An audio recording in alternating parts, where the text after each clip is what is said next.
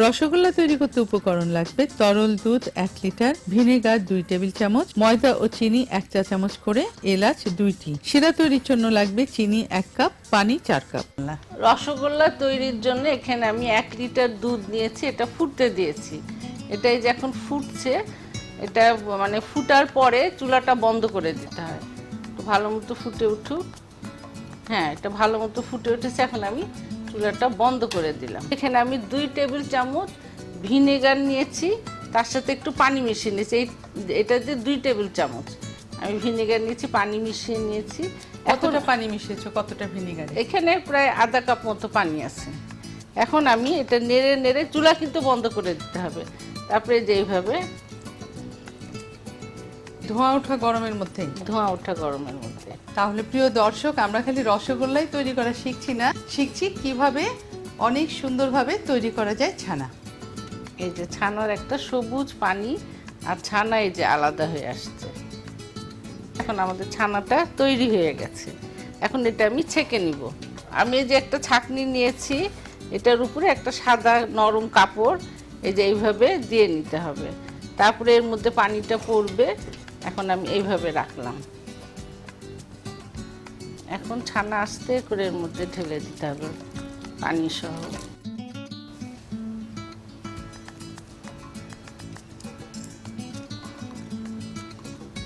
এখন এই পানিটা আমি বাদ দিয়ে দিচ্ছি। এটা আমি এখন ধুয়ে দিব। এখন জগের পানি দিয়ে ছানার উপরে দাও। হ্যাঁ,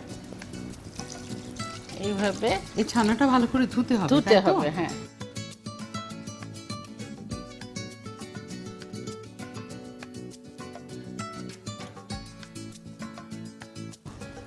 ঠিক এইভাবে এইভাবে আস্তে আস্তে পানিটা একদম বের করে নিতে হবে। মানে পানি থাকলে অত ভালো হবে না। না, রসগোল্লাটা যখন শিরায় দিব তখন ছেড়ে আসে, ওই জন্য পানিটা ভালো করে নিংড়ে নিতে হয়। এখানে আমি 4 কাপ পানি নিয়েছি, তার মধ্যে দিয়ে দেব হলো 1 কাপ চিনি। এখানে আমার মাপাই আছে, আমি 1 কাপ চিনি দিয়ে দিচ্ছি। আর এখানে দিচ্ছি একটু ফ্লেভারের জন্য 2টা দারচিনি।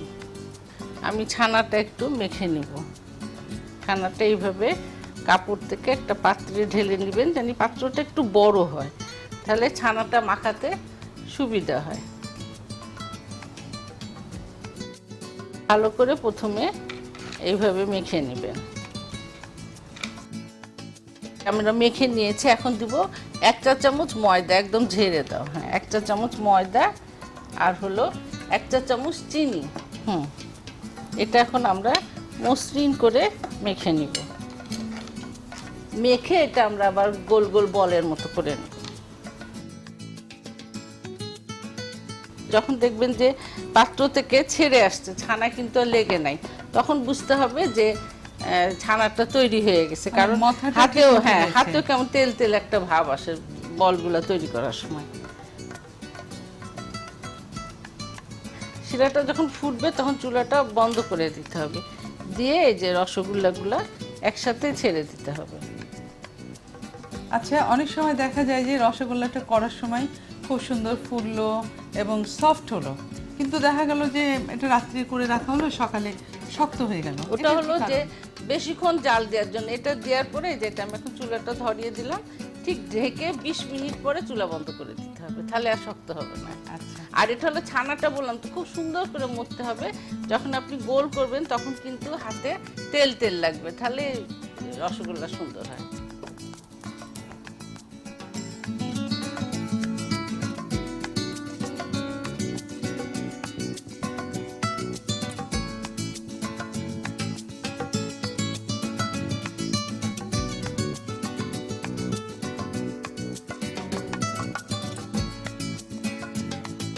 তৈরি হয়ে গেল জনপ্রিয় রসগোল্লা।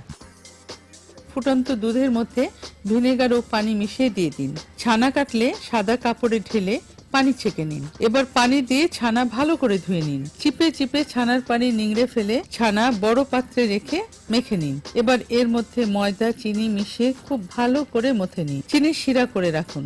মিশ্রণ থেকে 8টি গোল বলের মতো করে শিরায় দিয়ে চুলায় 20 মিনিট ঢেকে রেখে নেড়ে চুলা বন্ধ করে দিন। ঠান্ডা হলে পরিবেশন করুন মজাদার রসে ভরা রসগোল্লা।